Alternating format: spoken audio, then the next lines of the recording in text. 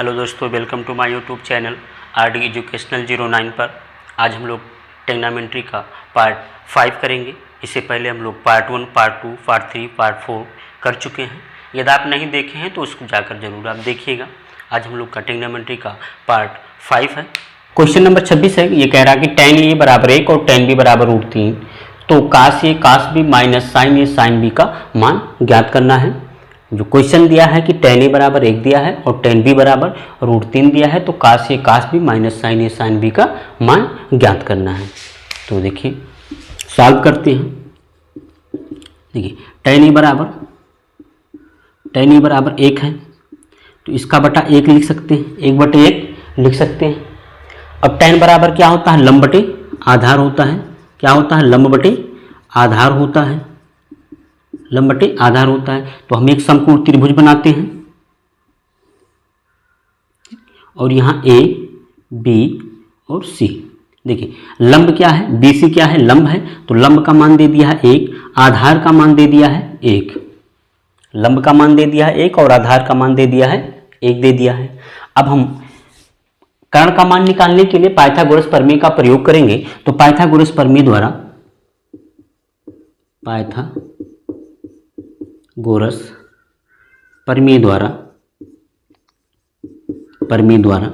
कर्ण का बना वर्ग यानी AC का स्क्वायर,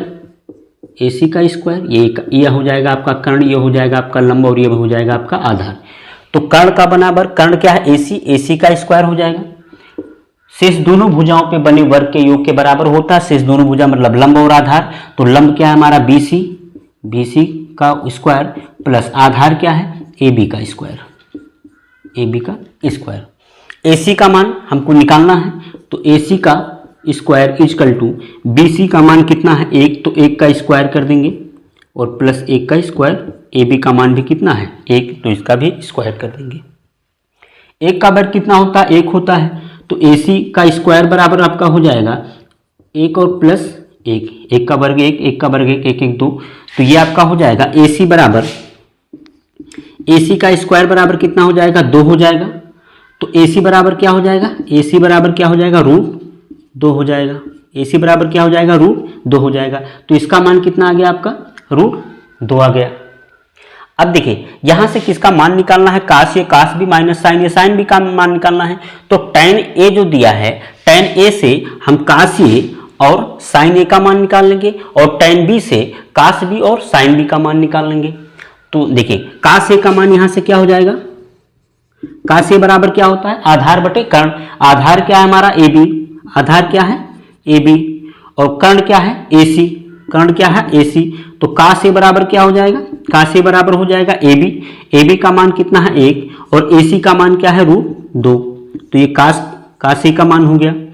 sin A का मान देखेंगे तो sin A बराबर क्या हो जाएगा? sin A बराबर लंब बटे कर्ण। लंब क्या है हमारा? BC। लंब क्या है? BC और कर्ण क्या है आपका? AC। तो sin A बराबर क्या हो जाएगा? BC का मान कितना है? BC का मान 1 और कर्ण AC का मान कितना है? √2। तो ये मान आपका साइन का निकल गया और cos का निकल गया। इसी प्रकार से अब हम tan B बराबर लेते हैं। देखिए tan B बराबर क्या है? √3, तो उसका बटा 1 लिख सकते हैं। tan B बराबर कितना दिया? √3, तो √3/1 लिख सकते हैं। तो tan बराबर क्या होता है? लंब बटे आधार। क्या होता है? लंब बटे आधार होता है। हम एक समकोण त्रिभुज बनाते हैं। देखिए यहाँ कोण B है, तो यहाँ पे क्या रखेंगे? B रखेंगे, A रख देंगे और C रख देंगे।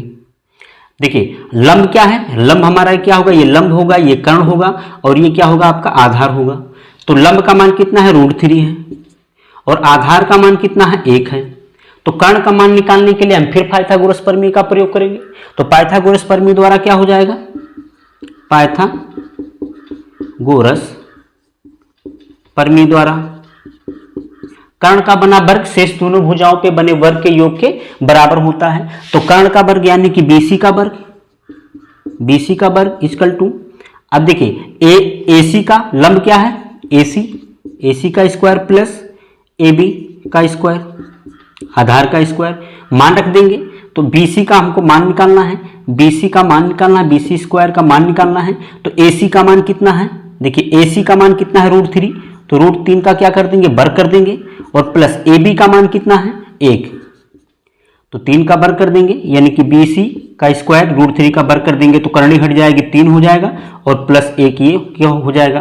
तो BC का होल स्क्वायर बराबर कितना हो जाएगा 4, तो BC बराबर क्या हो जाएगा √4, और 4 का वर्गमूल कितना होगा, BC बराबर 2, 4 का वर्गमूल कितना आ जाएगा 2 आ जाएगा, यानी इसका मान कितना हो गया 2 हो गया। अब इससे tan B से हम cos B और sin B का मान निकालेंगे, तो cos B बराबर क्या हो जाएगा, cos B बराबर आधार बटे कर्ण होता है, cos बराबर क्या होता है आधार बटे कर्ण होता है, तो आधार क्या है 1 और कर्ण क्या है 2, तो यानी AB बटे कर्ण क्या है BC, तो यहाँ cos B बराबर क्या हो जाएगा, AB का मान कितना है हमारे पास 1 और BC का मान कितना है 2, तो एक मान हमारे cos B का मान 1/2 हो जाएगा। sin B का मान देखेंगे तो sin B बराबर क्या होता है लंब बटे कर्ण, और लंब क्या है √3, लंब क्या है √3 और कर्ण क्या है 2, तो ये हो जाएगा आपका इनका मान निकल आएगा। मान किसका निकालना हमको, cos B minus sin B का, तो मान निकाल लेते हैं। देखिए cos B minus sin B, मान रख देंगे। cos A का मान देखो क्या है 1/√2 है, cos B का मान देखेंगे 1/2 है, माइनस sin A का मान देखेंगे 1/√2 है, और sin B का मान देखेंगे √3/2 है।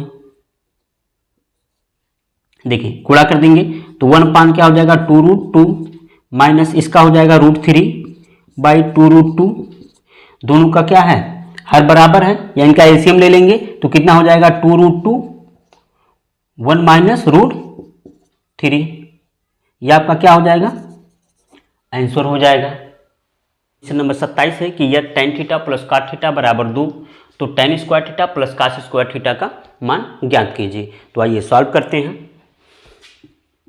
देखिए दिया है कि tan theta plus cot theta बराबर 2, तो इनको दोनों तरफ वर्ग कर देते हैं, दोनों पक्षों को वर्ग करने पर, दोनों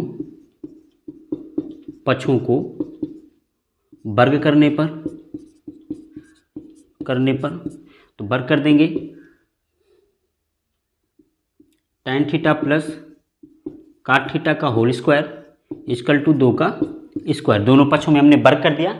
अब यहाँ देखेंगे a प्लस बी का फार्मूला लगाएंगे, तो a प्लस बी बराबर होता है a प्लस बी का होल स्क्वायर बराबर होता है a square plus B square plus 2ab।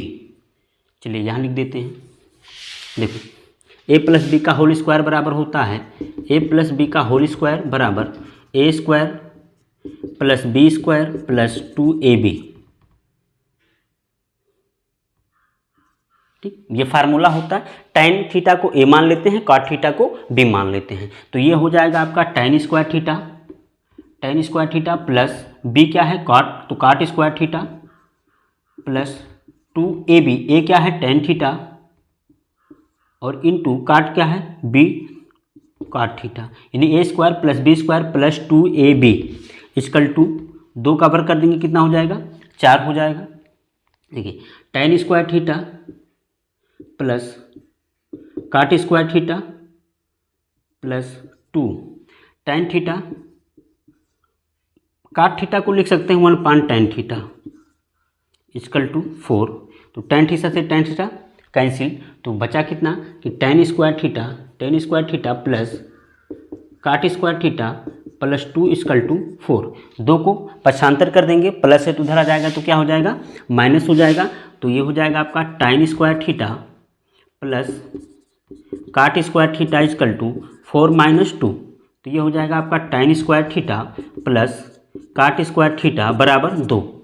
तो ये आपका मान निकल गया, क्योंकि tan square plus cot square theta का मान हमको निकालना था, तो tan square theta plus cot square theta का मान निकल के कितना आ गया 2 आ गया। यही आपका क्या आंसर हो गया।